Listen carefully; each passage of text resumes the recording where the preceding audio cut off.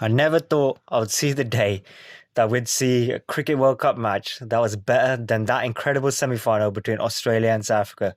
But my word, what a game, what a final. Welcome to Cricket with Intent, a cricketing podcast. I, as always, is GB, your host, here with HB. HB, what are your thoughts on what we just saw? It's the greatest cricket match I've seen. Maybe it's very recency biased, but I mean, it was literally it's unbelievable. I mean, it's the World Cup final. It's like the host team. England have not won a World Cup. New Zealand, the perennial underdogs. The perennial underdogs. It was. I mean, it was just unbelievable. You literally couldn't write a better script. Yeah, I mean, what I think does make it the best cricket match ever in ODI cricket, anyway. And it's not just recency bias, it's just the ebb and flow of it, the importance of it, the fact that it was a World Cup final. Because there's only, let's face it, it's probably between two games. This game, the semi-final, Australia-South Africa, and maybe the 400-plus chase between South Africa and Australia as well. Obviously, that probably comes third because it wasn't as important as the other two. But this game being a World Cup final, and some of the amazing luck that was in this as well. I mean, we need to go through this step by step. There were so many different chances, and I mean, we can just talk. We can make like an hour podcast on the last two overs of the game. I mean, what is the main moments that burn in your mind right now in terms of when you look back at this game? I know it's only been like a couple of hours, but I think it's probably Bolt stepping on the rope when he literally had the World Cup in his hand. Yeah, you could see it. And then he steps on the rope. It was unbelievable. It really is. It's what makes it even more crazy. It's such a mirror image of what happened earlier in the tournament with the Carlos Brathwaite.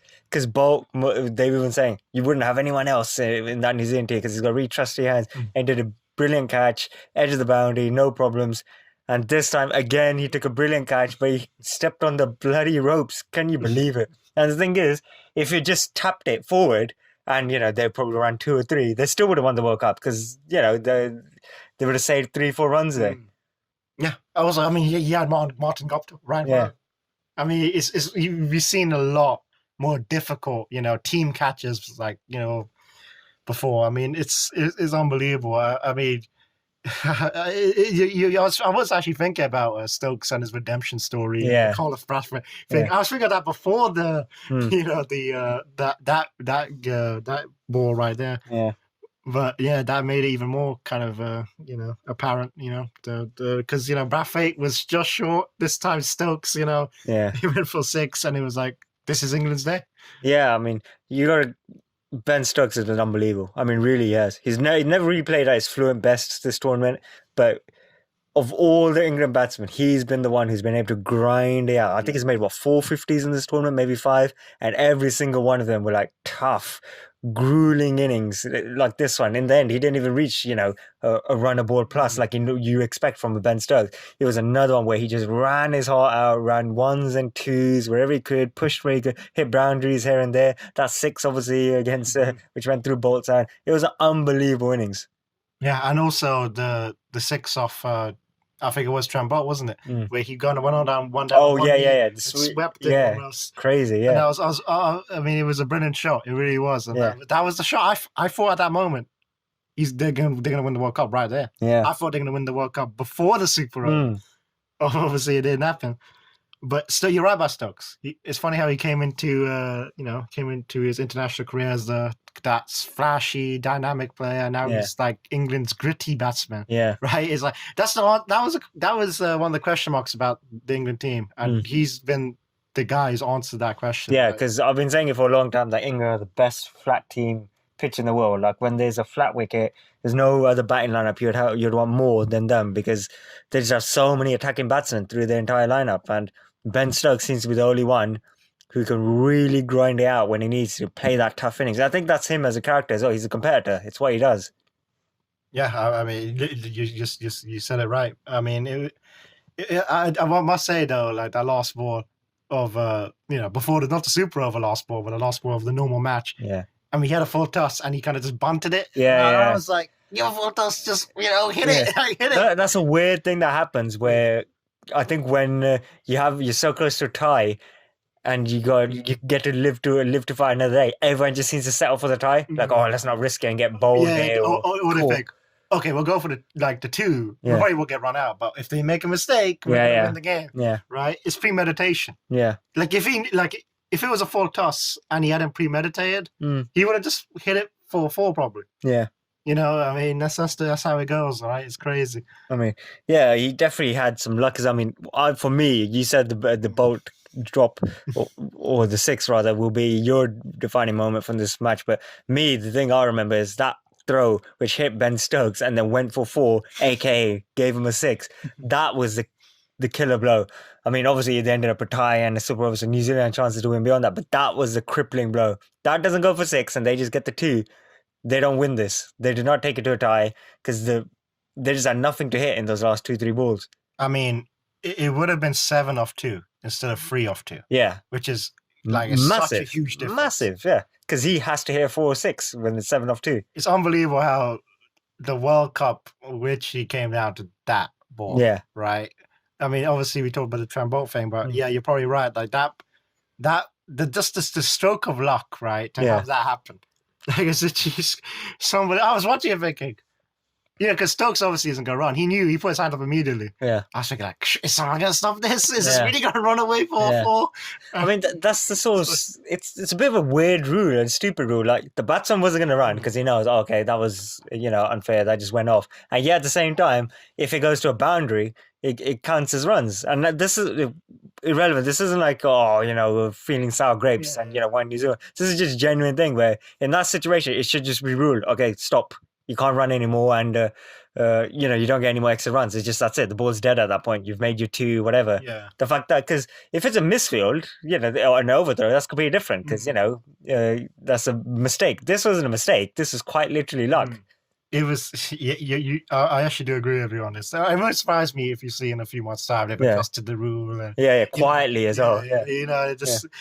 It's I can't believe you can make so many with the Gibbs dropped the World Cup, you could say Jumbo stepped on the World Cup.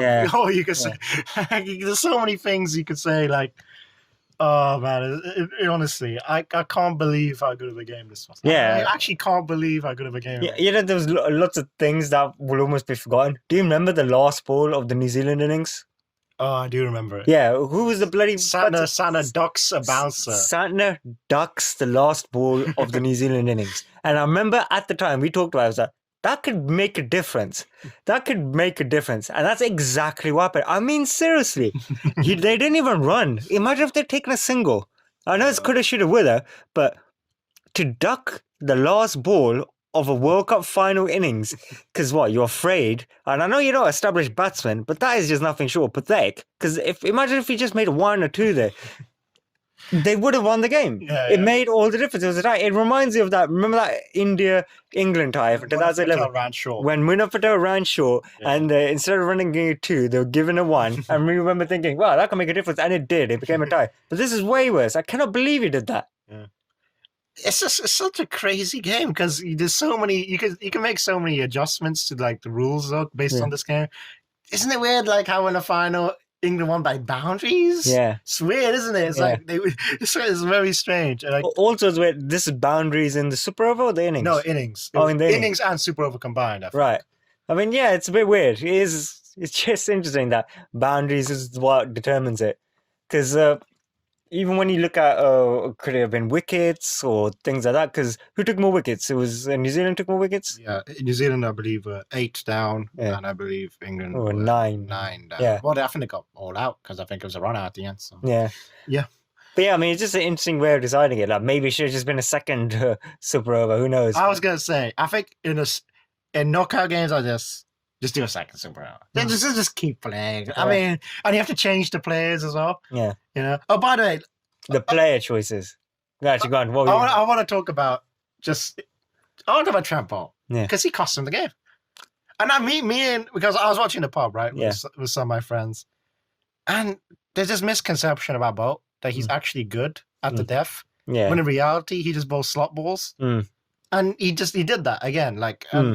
I don't understand why New Zealand came back to him as well in the Super Over. To me, Jimmy Neesham, he did it with the bat. Just tell him to bowl as well. I don't know if he's allowed. I don't know if he's allowed to do that. If he can bowl and bat. Yeah. Either way, Yeah, I imagine he should have bowled. Yeah. Because Trumbo, well, how many runs did he not defend in the last over? Was it 15? I believe they even 15 in the last over. Yeah. And yeah, I think what saves him is the fact that 4 that went for a 6, obviously, because of the off the helmet. That was a big thing, because I don't think they actually hit any more 4s or 6, did they? Or was that sweep in that over? I believe the sweep was in the over. Yeah. I mean, it was incredible. I don't agree with the choice in general that New Zealand made in terms of batting. Like, Gupta.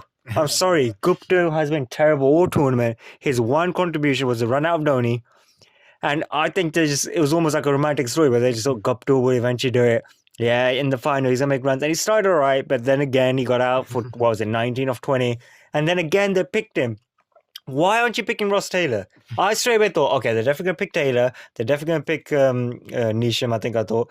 And I actually would have said Williamson as well.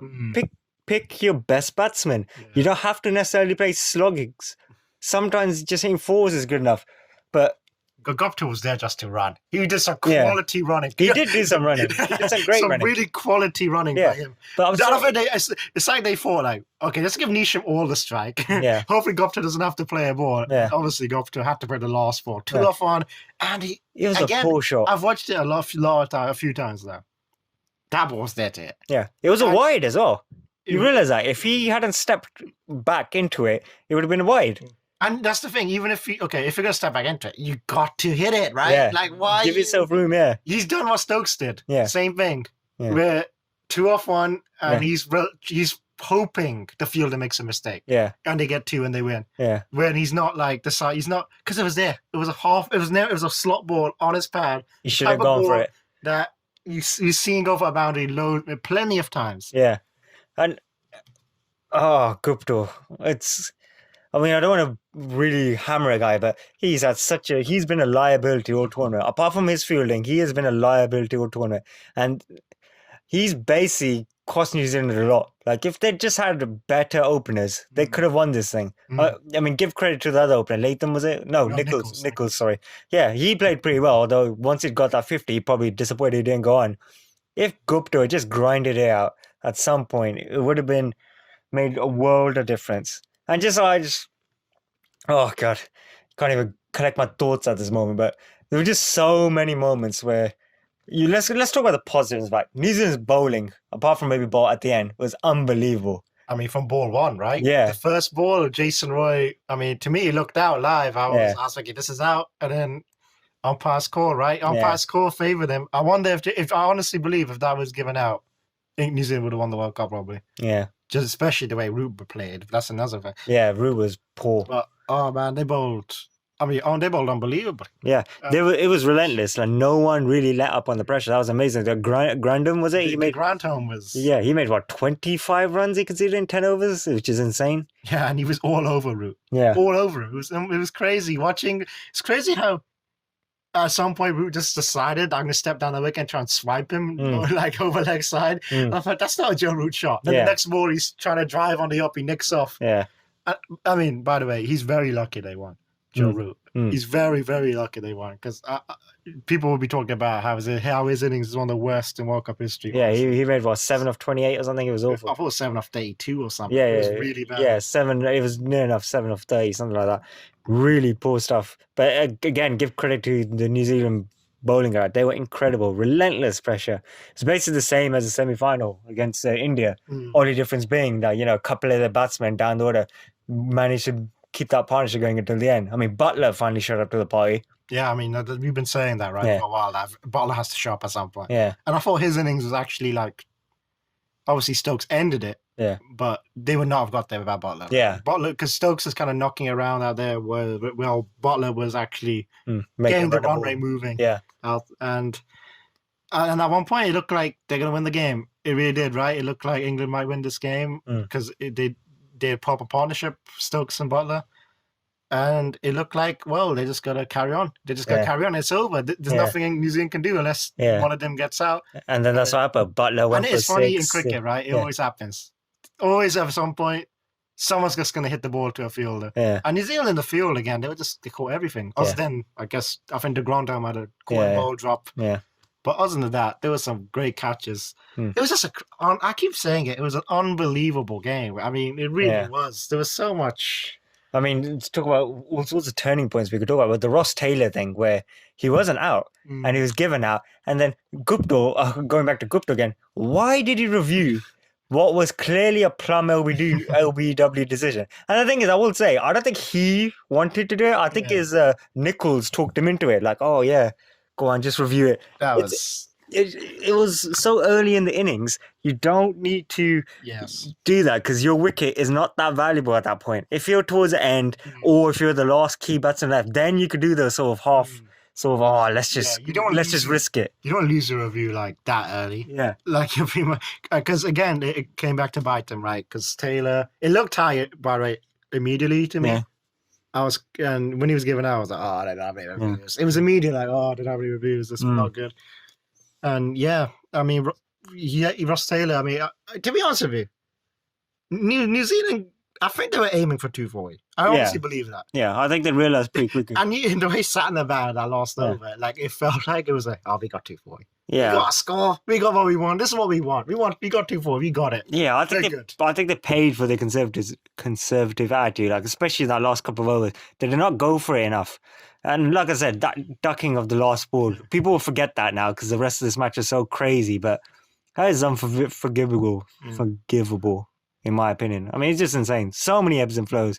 I mean, like I said there, I mean, from basically the beginning, Gupta, the stupid review, Taylor being given out, but not really being out. I mean, that whole England innings, or the batting innings, is unbelievable. Like, as you said, the first ball, balls on the money. Yeah. And then Matt Henry was Yeah. just, I mean, he was They were unbelievable. all good. Like, yeah. But Matt Henry, Yeah. I mean, to be honest, not to carry on with, going against Bolt here, but he kind of let the pressure off a little. Yeah, he At was. some point, they had to take him out of the attack.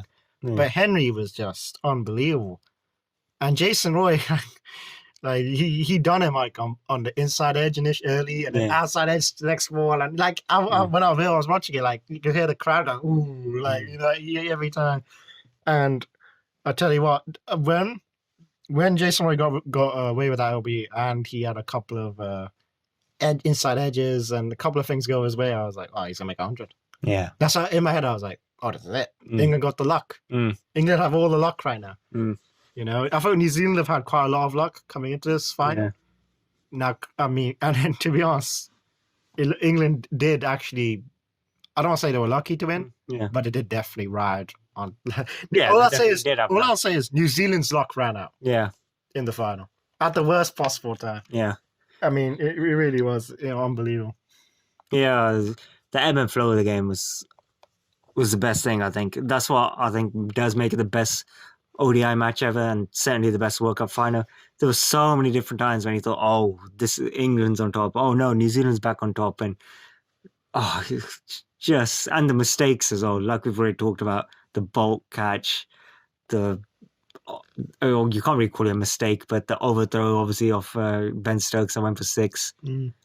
All I'll say is this: a lot of people today who weren't fans of cricket became fans. Yeah. The nature of the game, the Yeah. fact that England won Mm. as well. But to be honest, even if England had it, I honestly believe it still would have got some Yeah. fans because that game was unbelievable. Yeah. It was on free-to-air TV, I was going to which say, is amazing, right? yeah. Like it was funny that game.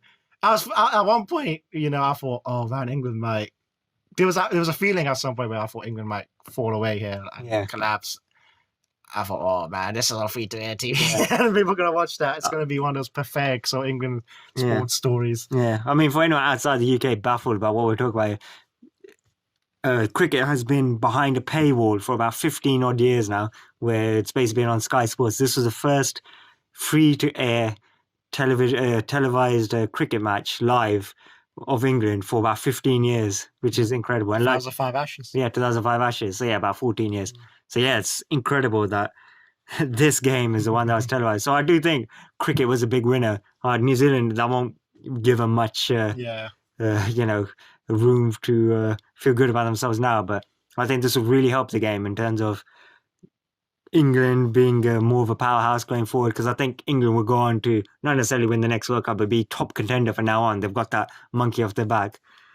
And I just think this will inspire future generations to take up the sport because that was an unbelievable game. Like I said, I think there was a whole lot more cricket fans out there now. You can make an ESPN day for day, Yeah. honestly, about like Yeah. England. You can make it about England like from 2015 to Yeah. now. Yeah. Like you could do it like a sort of like how they've like revolutionized their brand of one day cricket Yeah. and how it culminated in that moment Mm. where, funny enough, you know, they became what they were in 2015 after Roy got out, right? Yeah. Root was just doing nothing. There was a moment where there was 3 maidens in a row. Yeah. There was like about 25 dot balls out of like 30 balls. It was unbelievable watching it. Maybe a lot of people thought that ball was boring. To me, it was unbelievable. I mean, to me, another thing, not just the cricket fans, but that there's more cricket fans. The pitches. I hope they actually finally realize. Stop making these flat pitches. Yeah. This look how good these games were. Yeah.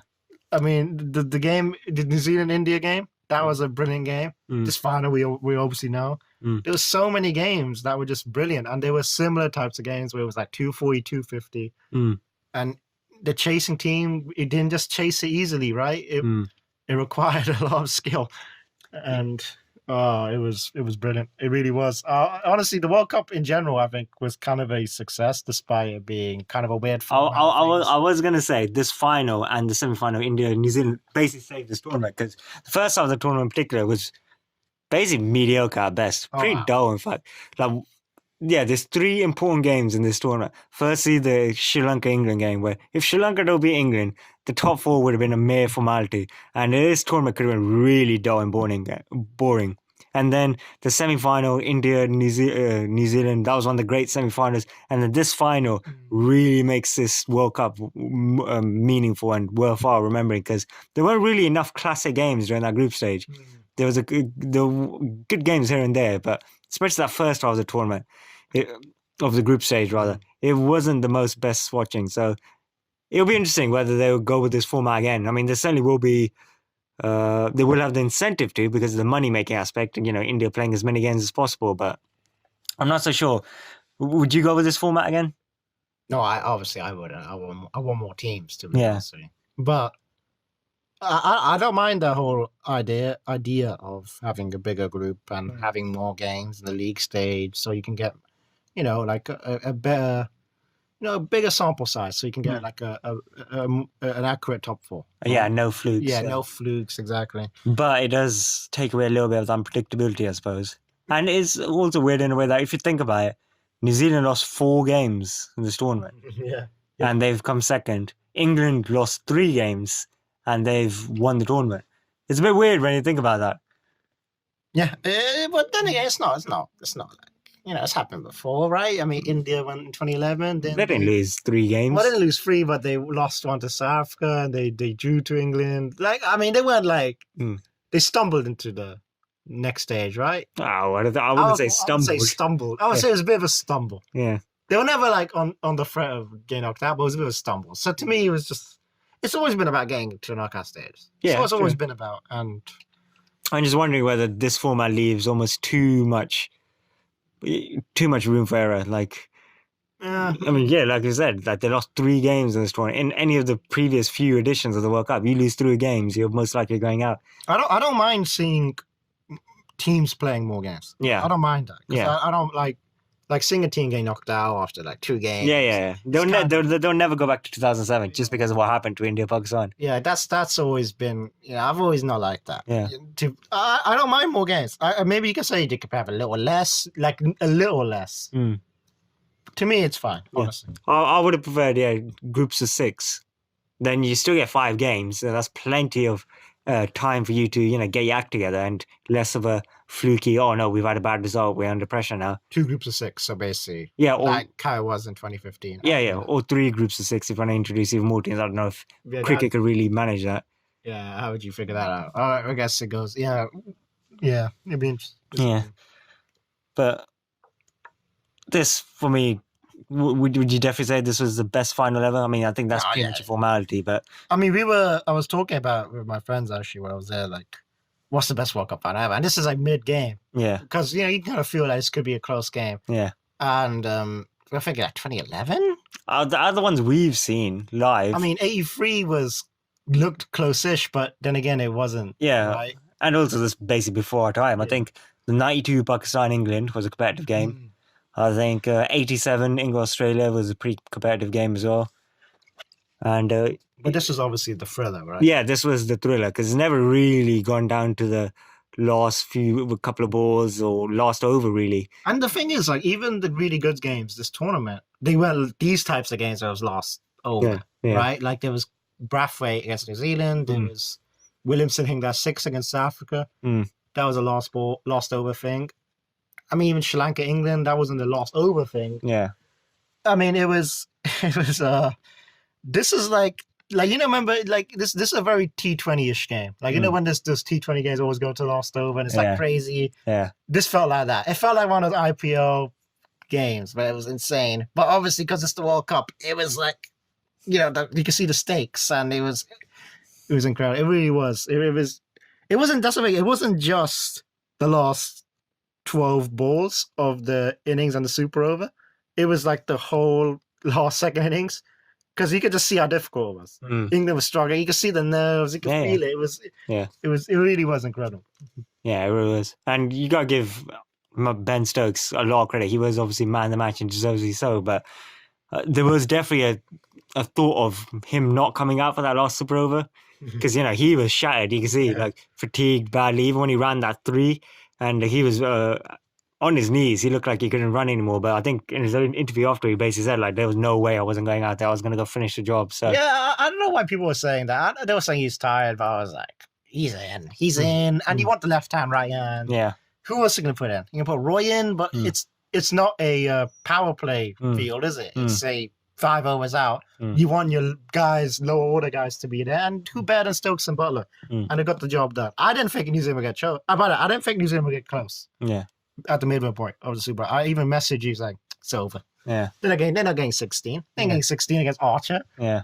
And to be honest, Archer did not bowl well at all. He didn't. He bowled really badly. Straight away, he bowled a wide as well, didn't he? And that was his best ball. Honestly, that's how bad he bowled. His best ball was the wide. Because that was so close to being a really good ball. It was surprising that he moved so far away from his normal 50-yard attack because there was no real bounces. No bounces. Did you see any slower balls? Yeah, no, I don't think he did. He just kind of he just bowled seam up. Yeah. Tried to get it full. And he missed it often. And when Nisham was 6, it was a whoa. Like, oh my God. Oh, New Zealand about to win? Like, what's going on here? That really felt like, whoa, hold on. This was because, I mean, it was 13 off 5. Yeah. At one point after the wide and the 2. Yeah. I was like, oh, okay. There was a little bit of chance there. And then he hit that 6. I came 7 off 4. And I was like, whoa, what's going on? At that point, I was really like, whoa, they're in pole position. What's going on? Yeah. And they hit 2 2s in a row. And it was the misfield, right? Yeah. By Jason Roy. And it was like, and you're watching it like, oh my God. It never came 3 off 2. Yeah. And at that point, 3 off 2, you're favoring the batting team. Yeah. But I think it goes into the batsman's head as well. When you're no longer chasing the game, you're kind of in front. Yeah. And you're not playing, like, you're playing kind of cautious. Yeah. It happens all the time, and it happened again. Yeah. It happened in England's innings. I think they were 3 off 2 as well. Yeah. You almost wish they just went for it. Yeah, they should. You just wish they went for it. Yeah. I mean, what are your overall thoughts then of this World Cup? Overall, a success? It was a success. Yeah. It genuinely was a success. England got the job done. The final was unbelievable. People are talking about it. Yeah. People are talking about the game. And that's what they wanted. So, it was a success. Yeah, I agree. It's like what I said earlier, I think the semi-final and final. If this had been a dull, terrible final where even if England had won, it'd just been really easy, where they chased us down, it would have been talked about, England would have been happy, blah, blah, all that sort of stuff. But this tournament wouldn't have been remembered as I think it will be as wow. Do you remember that tournament? That was incredible. That final, whoa, that was amazing. It basically put the sugar on top, even though, like I said earlier, at points this tournament was a bit dull. And I think it's a bit too long in some ways, but they had some really good games. And this final really just took it to a whole nother level where it really will be remembered. I mean, this was really one of the great finals, period. Not just cricket, but I can't remember many finals in any sport quite like this. It's really up there, like probably Liverpool, AC Milan, Champions League final, Wimbledon, Roger Federer and Nadal 2008, Roger Federer, Novak Djokovic today as well. That was incredible as well. It's unbelievable final, and I think it's been really good overall and pleasure to watch. And it's been great for us as a podcast. So I'd like to thank everyone, as always. Probably a good point to wrap it up there. We're probably going to do another podcast next week where we'll review the tournament in terms of who was best player in our opinion. Probably do our best 11s as well. Best 11s, who was a best batsman, best bowler, all that sort of stuff. So thank you very much for listening. Hope to see you again. Thank you very much. Please do hit that like and subscribe button. Thank you.